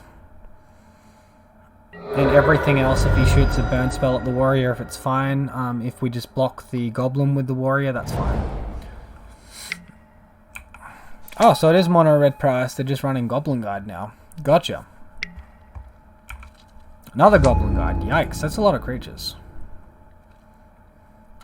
Running into a Sentinel's Eyes or a Daybreak would be obviously very, very good here. Alright. Alright, Daybreak's on top of the library. We just pretty much win here. So now we go Griffsburn, Daybreak, attack, and deal more damage than he can do anything to stop. And he can't block and bolt his creatures in response or anything, so yep. So we get to attack for 7 here, gain 7 life, go up to 20. We have a blocker for his creatures, and we have enough mana to cast a Leyline if we play it. If we draw it, pardon me. Alright, ear scoops at that. Good. So, Core Spirit Dancer I've been taking out in this matchup because we've just got that many cards we're bringing in. The Paths, the Dramoka's Commands, and potentially a Force of Vigor as well. They do run 2 to 3 Blood Moons in the sideboard, so need to be able to interact with that. So it's probably just take out these Griffsburns, They're probably the weakest card in the matchup. And hope the rest of our everything gets us there. Maybe on the draw, I should be running 2 Force of Vigors instead of 2 Dramoka's commands. That could be something noteworthy. This hand's really great. I'm going to keep it. Weak to Blood Moon, doesn't have lifelink, but it's got all our auras that we like to see. Okay, guide attack. Alright, Path's on top of our library, so that's a good thing. We do have to take the first 2 damage off of our Temple Garden, and then we can be a bit more conservative with our life total after that. Eidolon of the Great Revel. Yikes, that's a gross card. It's on top of our library. A Slippery Boggle. Alright, we're going to take the damage here.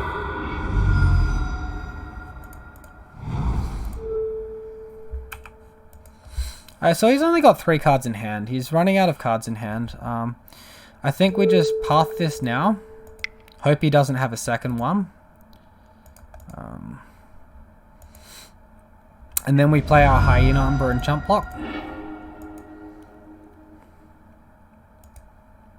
It almost looks like a mono red burn deck as opposed to a mono red prowess. If there's even that much of a distinguishable difference between them. Who knows? Who knows? Burn with Guide and Eidolon. Sorry, prowess with Guide and Eidolon. So there's a Lava Spike. We're obviously going to block if he attacks here, so we can't do that.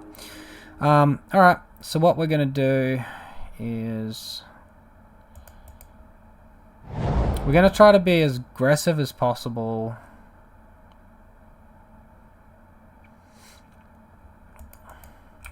So we're going to attack for 2.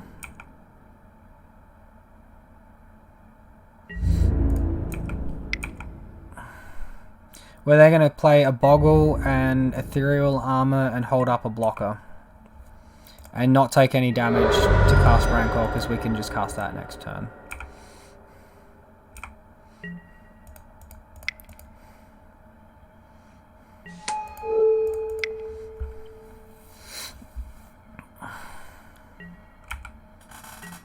Alright. And that means this Boggle is protected if they play land plus give their creatures indestructible with a Boros Chum. Of course, if they've just got double burn, we're just dead. Alright, they get us. What's our next card? Nothing important. I mean, maybe we cycled that and found a Daybreak Coronet. Maybe not. Okay. So. Do I want to change anything having seen Eidolon? This Force could be a bit more useful.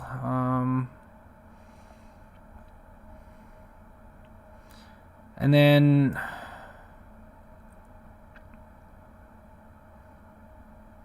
maybe take out a Path.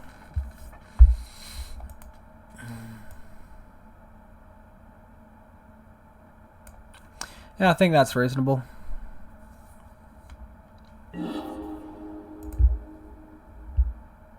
Alright, yep, this hand is great. I'm very happy to see this hand right now. Okay, so... we do have to fetch Shock here, because if we get a green mana with it, we can't play double Ethereal Armor. So fetch Shock, Scout go. But yeah, this is really good because it will invalidate the damage one of their burn spells will deal.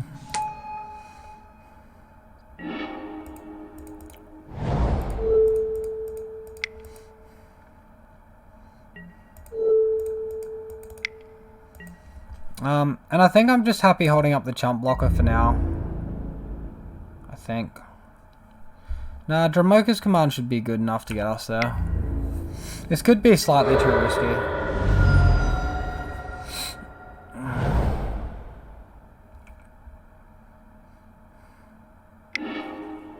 Rift Bolt exiled. So we know we're guaranteed to get a Rift Bolt next turn. We need Lightning Bolts for the prowess and attacks.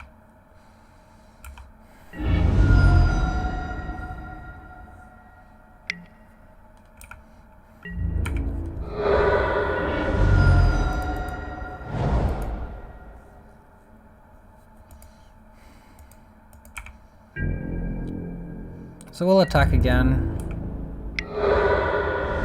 And then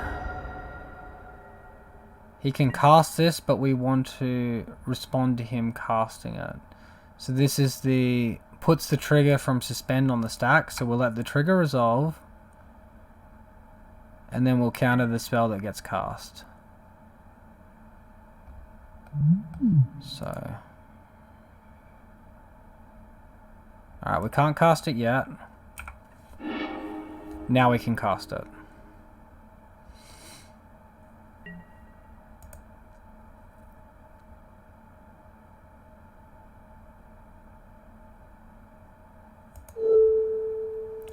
Instant or sorcery, creature I control, creature my opponent controls.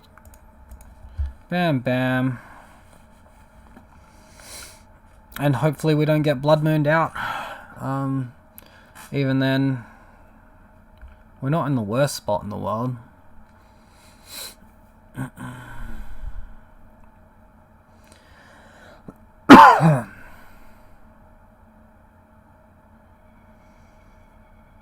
I wonder if this fight counts as combat damage or if we're going to a 4-4. We'll see. We will see. Alright, we're going to a 4-4. That's interesting. I didn't think that would happen. And Rift Bolt deals no damage. So that's good.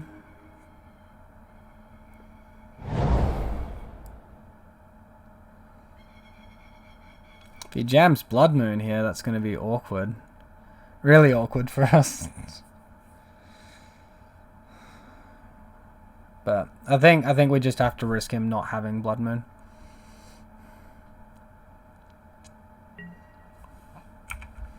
Alright, he's not just jamming anything, so... Alright, let's cycle this Horizon Canopy, see what we find.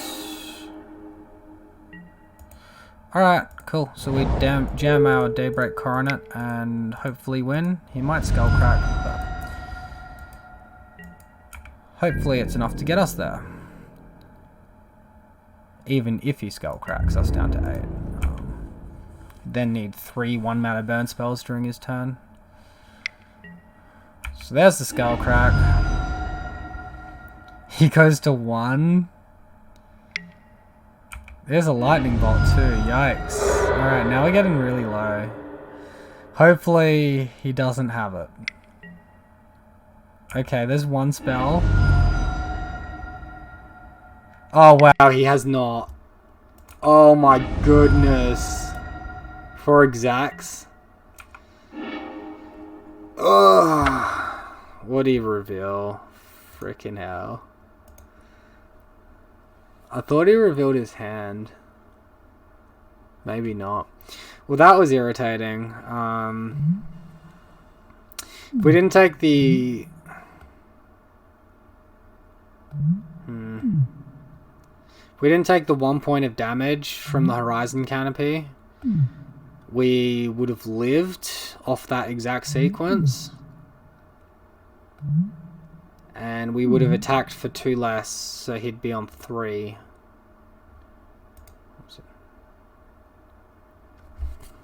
Doesn't want to let me draw a card. Come on. Come on, Moto. Let me have my fun. Maybe it's because the league's over. Okay, so that was really close. I feel like we're a bit unlucky in that last matchup. Against a weird hybrid between Mono Red Burn and Mono Red Prowess. But yeah, another 3-2 for the deck. Quite happy with it. Happy with how it performs. Got my entry plus the chest back. Yeah, I didn't exactly see a lot of use for Stony Silence in this league. Or Fairy Macabre. But we did use every other card. And yeah, I mean, Dramoka's command seemed okay to me. The main issue I have with it is the fact it's a 2-mana removal spell instead of a 1-mana removal spell. Yeah, it's a bit of an issue. But like, its modes make it really good. Prevent all damage target instant or sorcery spell would deal this turn. Obviously that was good against burn. It almost got the Rift Bolt and got us the game. Almost, not quite. Target player sacks an enchantment. Obviously Blood Moon is important. Heliod combo, that also works, making them sack the Heliod. 1/1 counter on a creature, and creature you control fights creature you don't control. So you can gain life from doing that whole fight mechanic as well if you've got lifelink down on your creature. So some pretty versatile card. Probably one of the few cards which gives us a fair bit of decision making during a game state. So on the deck list, obviously pretty happy with the creatures. I think I touched on how I wanted an extra Spider Umbra for against Engineered Explosives and Blast Zone, which we did run into, but we managed to beat those Amulet decks, or the Valor Cult decks, I should probably call them, because one was more of an Amulet Titan and the other was more of a Scapeshift. Sentinel's Eyes, I like it as a 2-of. If you're versing lots of mono red prowess or burn, you probably want it as a 3-of, because being able to get that vigilance, attack, and then hold up your like 3/3 blocker is pretty important for actually being able to be aggressive without just taking that free damage. Grispoon, I'm still pretty happy with this. We didn't see too much Death Shadow, but it's good against Amulet and the Field of the Dead zombie tokens, so that's really good. And Cartouche, it definitely wasn't a superstar in any of the matchups. A Warrior token did block one of the a bit of the damage against Burn in the last game, in the first game, pardon me, against Burn. The main thing I like about Cartouche is it gives us, as far as 1-mana spells are concerned, our 9th and 10th source of First Strike.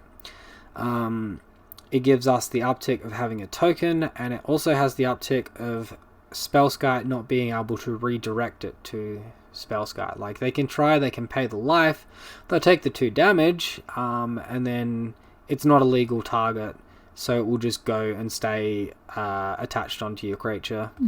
And then that will allow you to cast your Daybreak against a Spellskite deck, so that's pretty cool. Leyline in the main deck wasn't great, wasn't horrible. And yeah, if you're not happy with what I'm doing, like, you could either remove the cartouches, like if you want Leyline in the main deck and you're not quite happy with the 1-mana auras, I should clarify that, you could remove the 2 cartouche for 2 All That Glitters or Spirit Mantle. I prefer All That Glitters because it's a more aggressive clock. But if you have 2 Spirit Mantles, you could go and 0 Cartouche, 2 Grispoon. You could have the 2nd Spider Umbra, so that might be a bit more balanced that way. Other than that, balance-wise, you could remove both Cartouche, give a 4th Grispoon and a 2nd Spider Umbra, or give 3 Spider Umbras and leave Grispoon at 3. So, little bit of play around that you have there. In the main deck, but that's just my thoughts at the moment. Is you want 1-mana auras, you want to spew them out as fast as possible, and you want to hit your opponent in the face as fast as possible. Anything that's cheap removal wise and interactive is good, like Grafdigger's Cage being 1-mana is really nice, compared to Rest in Peace being 2-mana and not being able to hit the Collected Company, Court of Cooling, Final Devastation, and Eldritch Evolution, Neoform. So there's a lot more versatility in this, even if it is slightly weaker as far as Graveyard Hate is concerned. So I'm wrapping up there, guys. Starting to rumble on a little bit. We'll see you for the next video. Hope you enjoyed this one. Let me know if you did. Cheers.